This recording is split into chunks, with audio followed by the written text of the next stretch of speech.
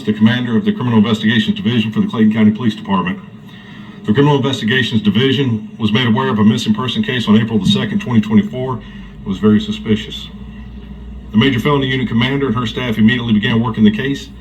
The case was ultimately concluded as a homicide. To solve this case, they used over 1,100 man-hours, executed 26 search warrants, digital media forensics, search and rescue canines, bank records, social media sites, and good old-fashioned police work. I want to thank the Tennessee Bureau of Investigation for the continued support and endless hours assisting my detectives in Tennessee last week. I'd also like to thank the Clayton County Sheriff's Office for quickly arresting all offenders in this case who are not already incarcerated. I'll now turn it over to Lieutenant Marbury, the Major Felony Unit Commander. I'm Lieutenant Marbury, Major Felony Unit Commander at CID. So on April 1st, Briana Winston was reported by her family as a missing person after they had not seen or heard from her since about March the 16th. On April 2nd, we assumed the investigation. It was myself, Sergeant Vice Sergeant Teskey, Detective Bryson, Detective Moore, and Detective Wright. We tirelessly worked to figure out exactly what happened to Briana. So after employing several investigative measures and obtaining more than 20 search warrants, the investigation led us to Tennessee, where we found answers that left us some happiness but a lot of sorrow for Briana. On Monday, May 6th, we traveled to Tennessee and we were received by the Tennessee Bureau of Investigations, who had on our behalf enlisted the assistance of other agencies such as the TWRA, which is the Tennessee Wildlife Resources Agency, and also first responders within the Madison and Lauderdale counties. On May 7th, we started our search along a stretch of I-40. We were looking for the remains of Briana. We eventually traveled to Gates, Tennessee, where we were met with a man who we believed would be able to tell us the full story on what we had been piecing together for approximately a month. After reaching a dead end in pleading and basically negotiating with him for the truth, as a last resort, we introduced the offer of a proffer, through which he provided us with the intricate details that not even we were expecting to hear.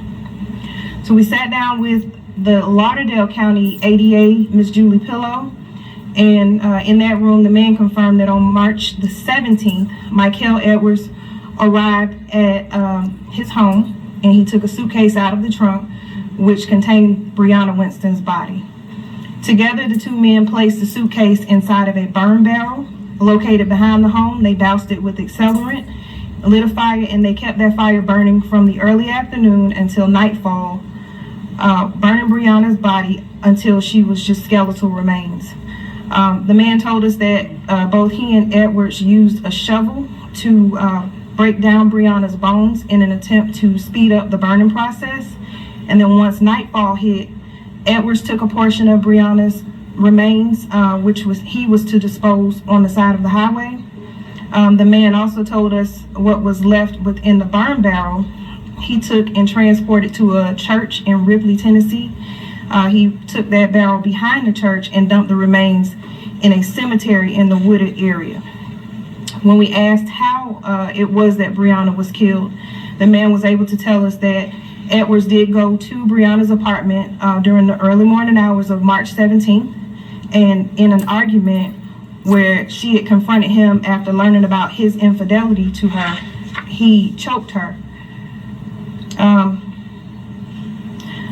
Assisted by the Tennessee Bureau of Investigations, as previously mentioned, we recovered Briana's remains at the cemetery, and prior to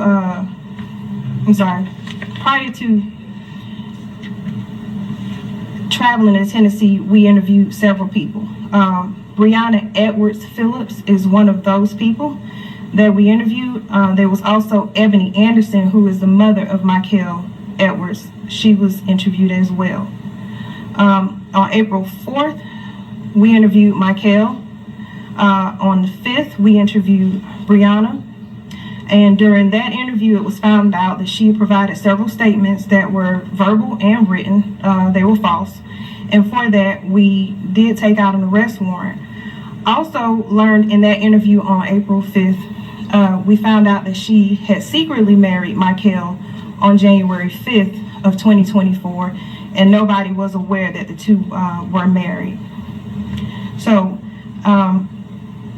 Michael, on April 8th, we took warrants out on him. That was for aggravated stalking. That was related to a previous case where he was in violation of a stay-away order from October 2023. It was October 13th, 2023. It was a domestic violence arrest that stemmed from an incident that occurred between him and Briana. And while reviewing jail calls, we heard Michael tell Briana Edwards Phillips to burn a pair of shoes and a pair of gloves. He also told her that his brother Keelan Wright would assist her with the burning of these items. Upon returning from Tennessee, we were able to obtain arrest warrants for additional arrest warrants for Michael. They were for aggravated assault, malice murder, felony murder, tampering with evidence. Warrants were obtained for conspiracy to tamper with evidence related to Ebony Anderson and Keelan Wright, because we found evidence through our search warrants that they had in fact burned the shoes and the gloves that Michael asked them to burn for them. We placed an additional warrant out for the arrest of Briana Edwards Phillips after we found evidence that suggested that she had provided Michael with a ride to Tennessee, and she also was very well aware of his whereabouts on March 17th while he was there burning Briana's remains. Are there any questions? Did Briana Phillips Edwards, did she go with him? You said provided a ride. Did she go with him? No, she did not travel to Tennessee with him. Just provided her. She provided her vehicle as a mode of transportation. Michael did not have a vehicle. And the mother, what was her role in this? The mother, we have evidence that suggests that she took a part in burning the items that Michael called and asked to be burned from jail on April 8th. I gotta ask you, because it sounds like a family affair involved in. Well, it turned into a family affair. He definitely looped everyone in to this crime. What was the proffer for the gentleman, the person in Tennessee? What The proffer. it is, what a proffer is. The proffer is that he would provide information to the district attorney's office in exchange for immunity from being charged. So he has immunity. He does. These are very gruesome allegations for what happened. I mean, is that the reason why the malice murder charge is malice as opposed to something else? It was malice murder because it took some forethought. It was not a crime that was committed in the heat of passion. There was malice. There was some intent there. The option was to walk away. You have the option to walk away from arguments.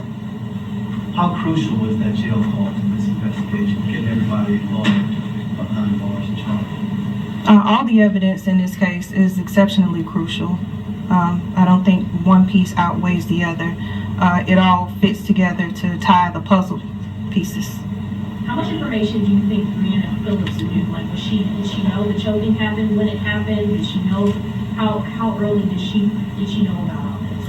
It is very hard to tell how much information she had. Everything that we have spoken to her about has led us to believe that it was a substantial amount of untruthfulness.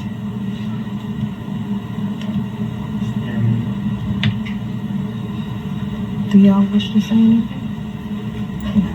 Family does not want to speak.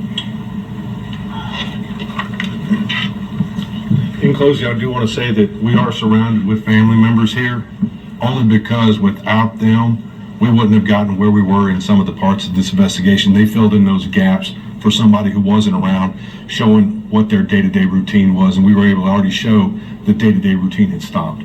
So they were very crucial in it, and we've been with them the whole time. And we really appreciate their support and being able to close this case for them. That's all we have. Thank you.